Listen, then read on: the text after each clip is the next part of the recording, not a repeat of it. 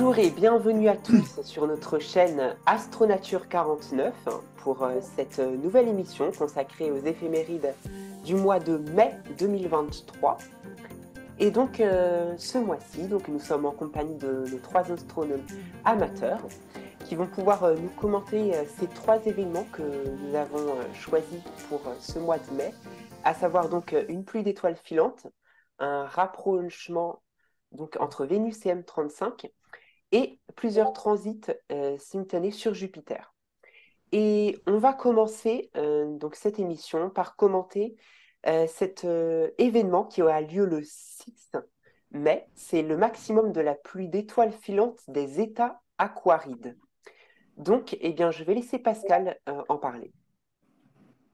Voilà, alors effectivement, quel meilleur moment de commencer le mois de mai avec du soleil en plus, et puis la nuit, bien voir effectivement ce plus beau essaim météoritique de l'année, en fait, qui sont effectivement, comme Nathan le disait, les états aquarides, qui ont commencé depuis le 19 avril et puis qui vont se terminer jusqu'à la fin du mois de mai. Alors c'est une célèbre pluie d'étoiles filantes, en fait, qui est associée à la non moindre célèbre également comète, puisqu'il s'agit de la comète de Halley. Le radiant de cette pluie, se trouvant dans la constellation du Verseau, proche d'une de ces étoiles les plus brillantes que l'on nomme Eta Aquarii, d'où le nom effectivement de cet essaim, les états aquarides. Comme le disait Nathan, le maximum de son activité sera en fait le vendredi 5 mai. Je crois que Nathan avait dit le 6 Le mai. 6, ouais, c'est ça. Voilà. Alors c'est un beau spectacle, effectivement, à ne pas manquer, parce que, premièrement, ces étoiles filantes vont être très rapides, 66 km/s. Et puis en plus, elles vont laisser derrière elles une traîne qui va être visible pendant quelques secondes, donc qui va accentuer en fait ce magnifique feu d'artifice. Alors bien évidemment, vous n'aurez pas besoin d'un autre instrument astronomique que vos yeux. Meilleur moyen de regarder les étoiles. Alors idéalement, il faudrait les observer juste avant l'aube. Et comme on l'a dit, son radian sera assez bas en fait sur l'horizon, est-sud-est, dans la constellation du Verseau, comme on l'a dit. Vous pouvez aussi, en attendant, apprécier Saturne, qui va commencer également à se lever. Donc juste avant, bien sûr, de disparaître, puisqu'on approchera effectivement de la luminosité trop grande pour continuer à l'apercevoir. Alors voilà, donc n'oubliez pas le maximum d'étoiles filantes, le samedi 6 mai. Voilà, merci Pascal de nous avoir commenté cet événement. Et il n'y a plus qu'à sortir dehors, en soirée, pour pouvoir observer ce magnifique feu d'artifice, comme tu l'as dit, Pascal. Maintenant, nous allons pouvoir passer au deuxième événement que nous avons choisi ce mois-ci. C'est le 9 mai, le rapprochement entre la planète Vénus et M35. Et donc, pour cet événement, je laisse la parole à Robin.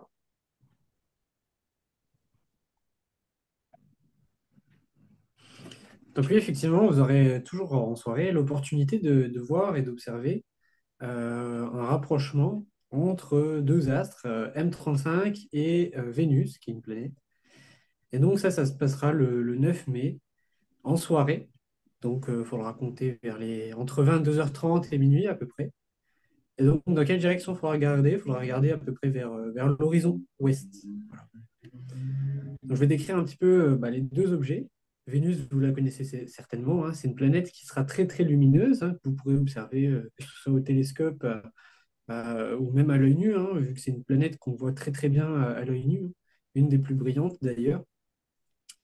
Et M35, donc c'est un amas d'étoiles, un amas ouvert qui sera, en l'occurrence, le rapprochement aura lieu dans la constellation des Gémeaux. Et si vous arrivez un petit peu à vous repérer, ça sera dans le pied de Castor, parce que la constellation des Gémeaux, il y a Castor et Pollux, deux étoiles distinctes. Et donc, si vous avez arrivé à repérer un petit peu les constellations et les pieds de Castor, ben, il faudra regarder dans cette direction-là. Donc, M35, à l'inverse de Vénus, c'est un objet du ciel profond, donc très très peu lumineux. Ça pourra peut-être se tenter de faire une longue exposition pour révéler un petit peu les étoiles qui sera présentes dans cet amas. Mais voilà, il y aura Vénus qui sera pas très loin et elle, c'est une planète qui est très lumineuse, donc il y aura un fort contraste. Mais bon, ça peut se tenter en astrophotographie, en tout cas. Donc voilà pour cette opportunité. J'espère que vous aurez du beau temps. Oui, c'est ça, il n'y a plus qu'à espérer ça. Merci Robin pour avoir commenté cet événement. Et donc, pour terminer dans les événements, nous avons le 28 mai, transit simultané sur Jupiter. Et donc, ça concerne les lunes Io et Europe. Donc, Mathieu, eh bien, je te laisse en parler. Alors, ce que je peux déjà vous dire, c'est que ce sera une observation difficile. Selon votre position géographique en métropole, eh bien, Jupiter ne se lève qu'entre 4h15 et 5h du matin. C'est le moment où l'aurore commence déjà à pointer le bout de son nez et le soleil eh bien, va se lever environ 1h à 1h30 plus tard.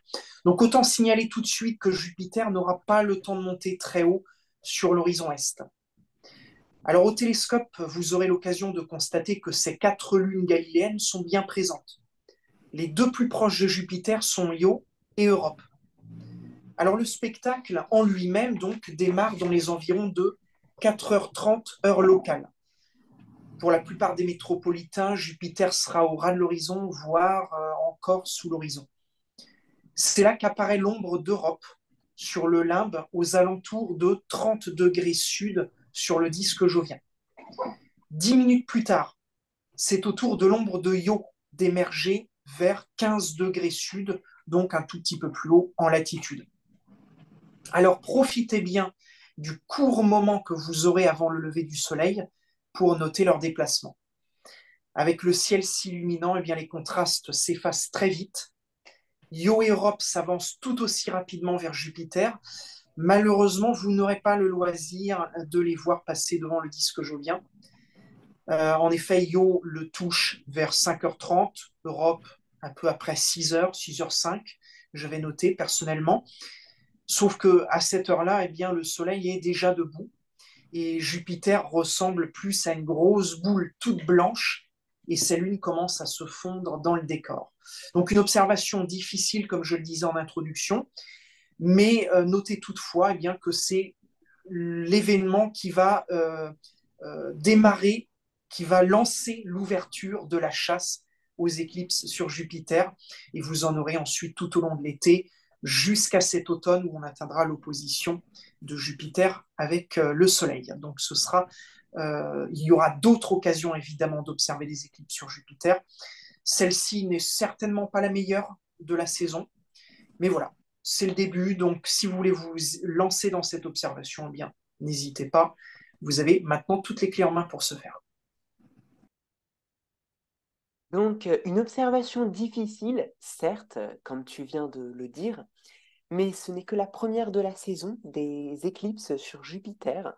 Donc, restez à l'écoute sur notre chaîne. On reparlera sûrement des éclipses à suivre les mois prochains dans nos éphémérides. Merci donc à tous les trois pour les infos claires et précises que vous avez pu nous donner concernant ces 3 événements. Pour terminer cette émission, eh bien, comme tous les mois, nous vous présentons donc une photo du soleil, sauf que cette fois-ci, elle ne date pas du mois dernier. Comme vous pouvez le constater, elle est en date du 2 avril 1845. C'est une image du soleil qui a été obtenue en 1/100e de seconde par les messieurs Fizeau et Foucault. Alors, elle a été prise maintenant il y a plus de 178 ans, mais on voit les progrès qui ont été réalisés dans le domaine de la photographie, notamment en comparant avec les photos que peut prendre Mathieu, notre astronome amateur, les photos du soleil qu'il prend chaque mois. Merci donc à tous de nous avoir suivis pour ces éphémérides et on vous donne donc rendez-vous le mois prochain pour de nouveaux éphémérides. En attendant, bon ciel à tous et à toutes.